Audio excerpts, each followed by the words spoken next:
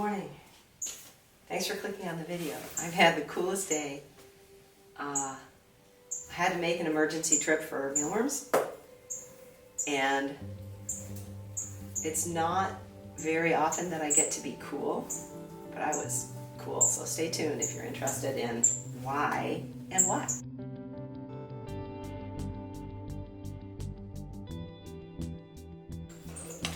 Here's another tip. Let's say you order 5,000 mealworms and you get dead mealworms and mealworm casings. You only want to separate out the live mealworms. Put a wet paper towel on top, and then you only get live ones. And then another technique is just leave it there until you collect up as many as you want, and then you just stick it in there and leave it. So I went to the pet store, and so this young man came to help me out, and he showed me where they were, and here were the canisters, and I was like, hey, do you mind if I open up the canister to kind of check how big the mealworms are and what the mortality is? And so he said, no, that's fine. So I did this, and I just, I poured it out and I'm checking to see, what the status is. And then I just, kind of wiped it on my pants like I've been doing it my whole life. And the kid, I call him a kid, he was a young man. He's like, wow, she's so cool.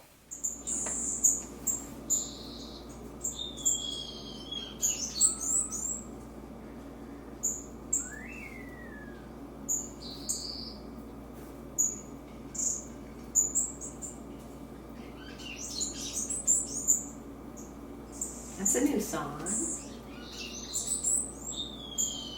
You want to guess the species?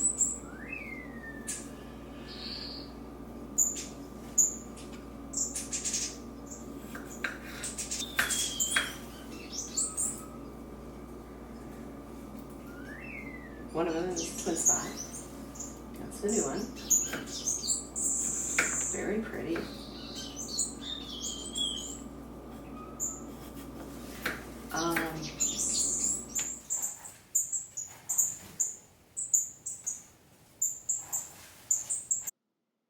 I decided to leave the camera running while I was doing errands or chores, I guess, in the aviary, because I could tell that chicks were really close to leaving. This was when they were 20 days old, so they're a day overdue already.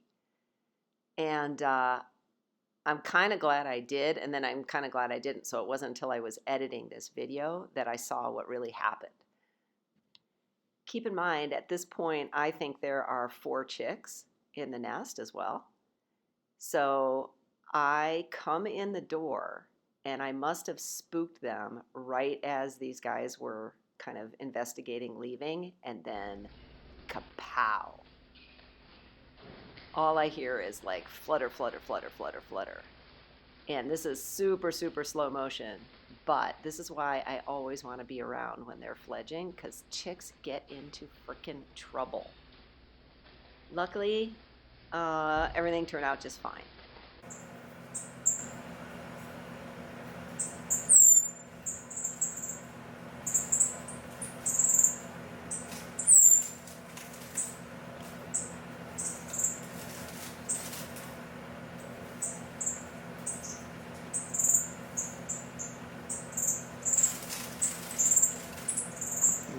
Stuck back there, buddy. Julius is checking the nest.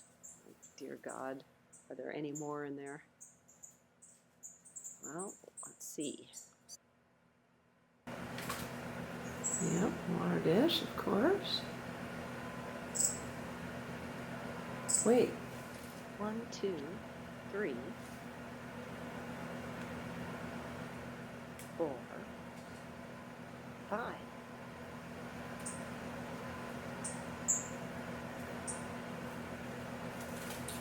No wonder.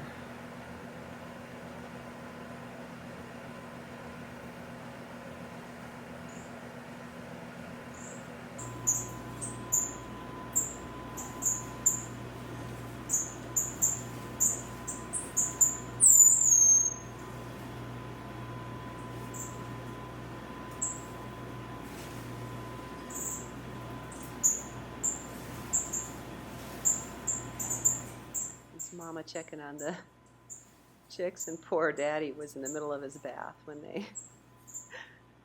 they showed up everywhere. Oh my gosh, okay. Whew. Day 1 in the bag.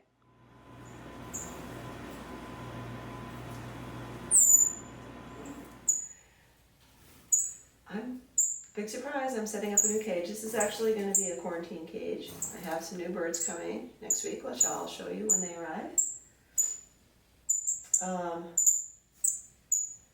Always experimenting with different ways to add greenery and foliage to the cages, but also be able to pull it out and clean it easily. I don't know. It's alright, I think.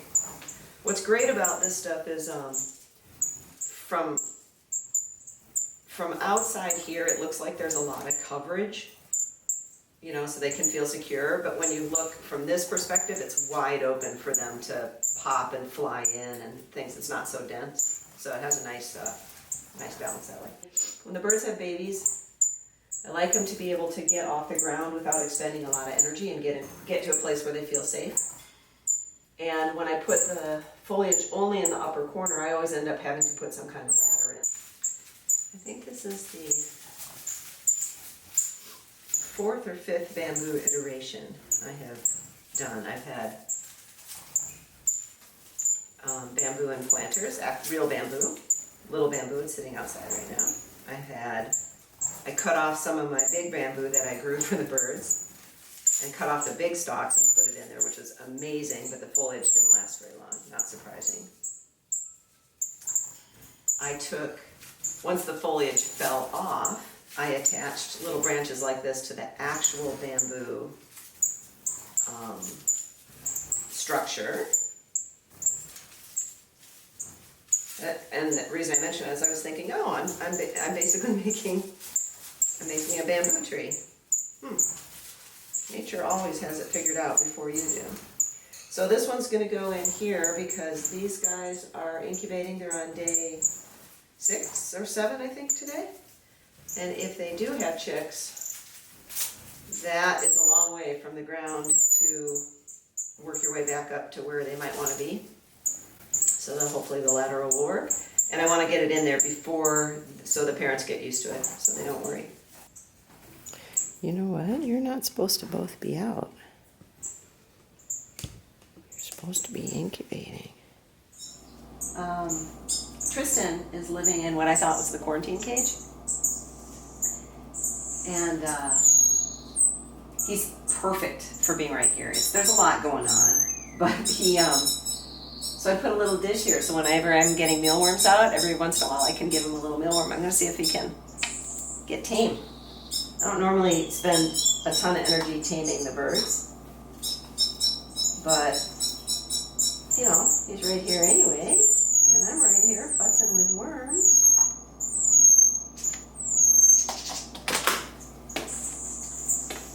So I figure we could have a little game out of it.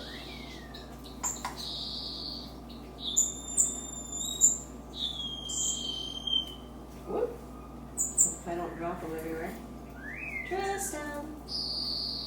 I should get out a clicker and see if I could clicker train him. Okay, so this morning I was trying to explain to my husband what was going on in the bird room because I'm so excited about stuff, and I could tell after like 40 minutes or so I was kind of losing him. So now I'm going to make the video version. This is also, by the way, my 100th video. And after I made 30 videos, I thought, well, I pretty well documented the aviary. I think I'm going to stop. And then I asked, does anybody want to see other things? And I got some feedback about like this idea of doing weekly updates. And I try to sort of do that. And anyway, so now I'm at 100, so I'll ask again, you know, anything interesting happening that you want to know about. Sorry, turn that off for the time being. I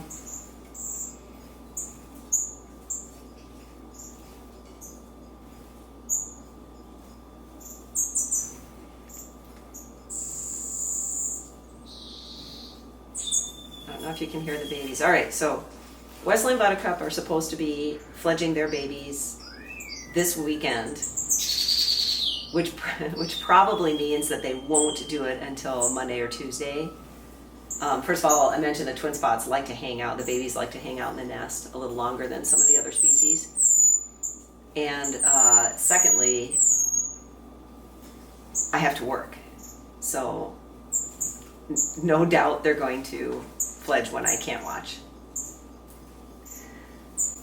There's that. These guys will be independent mid next week. They're already feeding themselves well, taking baths, experimenting with different fruits. They learned how to feed out of the dish today. So by the middle of next week, they'll be independent. And they're going to go in with the babies from last fall.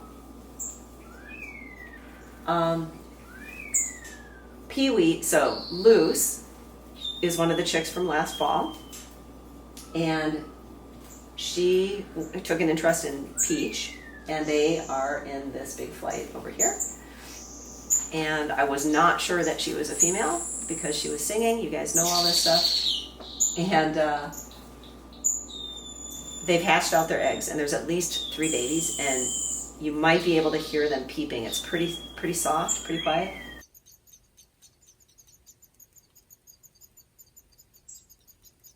Their entrance tube to the chamber is about 3.5 inches, 4 inches long. And so they're really back in there. It's really hard to hear them.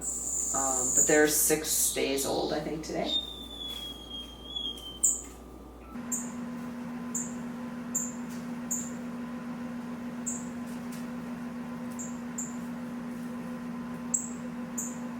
And they're doing great.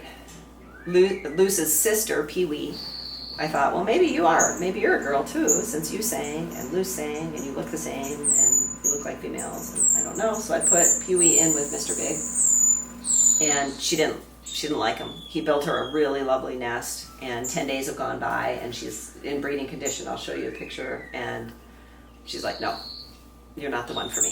So great, I put her back into the large flight. So that's going to be my growing up kind of cage. Their chick, the singleton from the last clutch before this one, is a male and doing his best to emulate the big kid. So when he was kind of fixated on Leafy, it was not like a boy-girl thing. It was like a mentoring thing. Like, how are you jumping up and down and singing at the same time? Like, I don't get it. And so, or something along those lines. So anyway, they're buddies. He turns out to be a boy. So now, back to the new birds. My friend in Wisconsin had a single female. He lost his male. And he very kindly sent her to me. And her name is Nina. And Nina, they had been through extensive quarantine, totally known situation with him. And so after just letting her settle down overnight for a day or two, I've moved her in with Mr. Big to see if they get along. So if they do, that is a third pair that's completely unrelated, and my 4th pair breeding twin spots. So cross your fingers on that one. But of course, she couldn't travel alone. So he had an extra pair of birds, and that pair of birds were the traveling companions for Nina. And it's a species I have not worked with before, only because I'm more interested in related species and they can't coexist. But I don't have any of those species. There's no prospects of adding them to the group. So great, I can learn about this new species. And they are red-cheeked cordon bleus.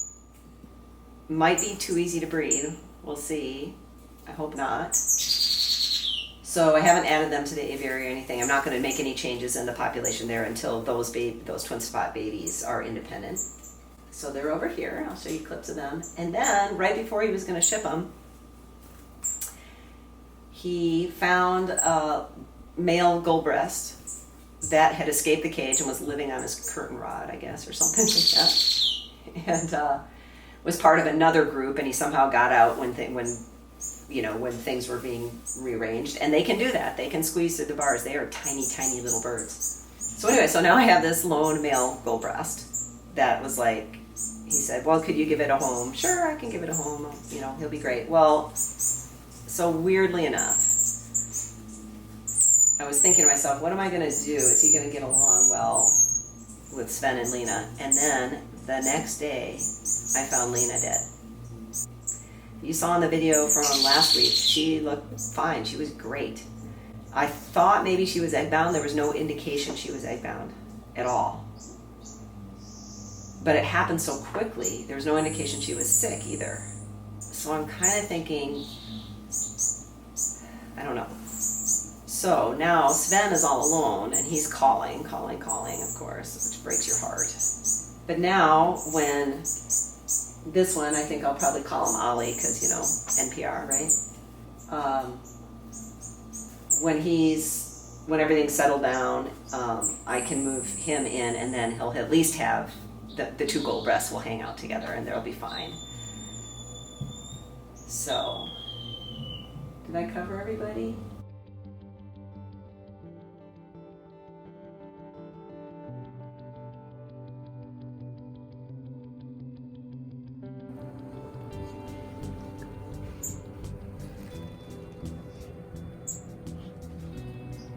Can I see him and see what's going on? Thank you, buddy.